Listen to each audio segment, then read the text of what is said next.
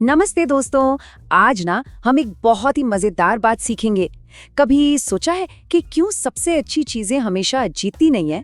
चलिए आज इसी प्यारी सी पहेली को सुलझाते हैं। जरा सोचिए, हमारे सामने एक बहुत ही फैंसी 10 रंगों वाला नया पेन रखा है, लेकिन फिर भी हमारा हाथ अक्सर उस पुराने सादे से पेन पर ही क्यों जाता है? चलिए इसके पीछे का राज जानते हैं। तो चलिए अब इस छोटे से रहस्य से पर्दा उठाते हैं और देखते हैं कि ऐसे समय में हमारे मन में आखिर चल क्या रहा होता है। देखिए, जब कोई चीज़ बहुत ज़्यादा मुश्किल लगती है, जैसे एग्ज़ाम का कोई बहुत ही कठिन सवाल, तो हमारा दिमाग ना थोड़ा सा डर जाता है। उसे लगता है कि कहीं कुछ गलती ना हो जाए। और पता है क्या, हम अक्सर वही चीज चुनते हैं जो हमें आरामदायक और जानी पहचानी लगती है। ये बिल्कुल वैसा ही है जैसे घर जाने के लिए किसी नए कंफ्यूजिंग शॉर्टकट के बजाय अपना पुराना वाला रास्ता चुनना अपनापन सा लगता है ना?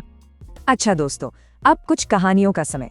चलिए देखते हैं कि ये बात हमारी रोज की जिंदगी में कैसे काम करती है। तो सबसे पहले सोचिए कि हम एक दुकान में हैं जहाँ एक एकदम नया सुपर एडवांस्ड मोबाइल फ़ोन रखा है। उसमें बहुत सारी नई सेटिंग्स हैं। बहुत से लोग उसे देखकर सोचते हैं, अरे बाप रे, इतने सारे बटन, ये तो बहुत मुश्किल लग रहा है, और वो थोड़ा सा घबरा जाते हैं। तो हुआ ये कि ज़्यादातर लोगों ने वही पुराना सिंपल वाला मॉडल खरीद लिया। क्यों? क्योंकि वो सेफ लगा, है ना? जैसे बारिश के दिन में हाथ में गर्म चाय का कप हो। बस यहाँ सादगी ने बड़ी बड़ी टेक्नोलॉजी को पीछे छोड़ दिया। अब चलिए एक स्कूल चलते हैं। वहाँ एक टीचर ने बच्चों को एक नया लर्निंग ऐप दिखाया जिसमें ढेरों टूल्स थे। बच्चों को बिल्कुल वैसा ही लगा जैसा परीक्षा से पहले बहुत सारे चैप्टर्स देखकर लगता है। थोड़ी सी घबराहट कि अरे शुरू कहाँ से करें।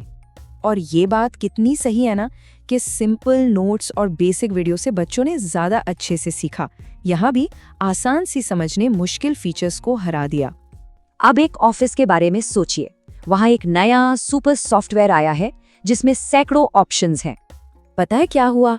ऑफिस के लोगों ने नई चीज को अपनाने के बजाय अपने पुराने दोस्त यानी एक्सेल को ही चुना, क्योंकि वो उसे पहले से जानते थे।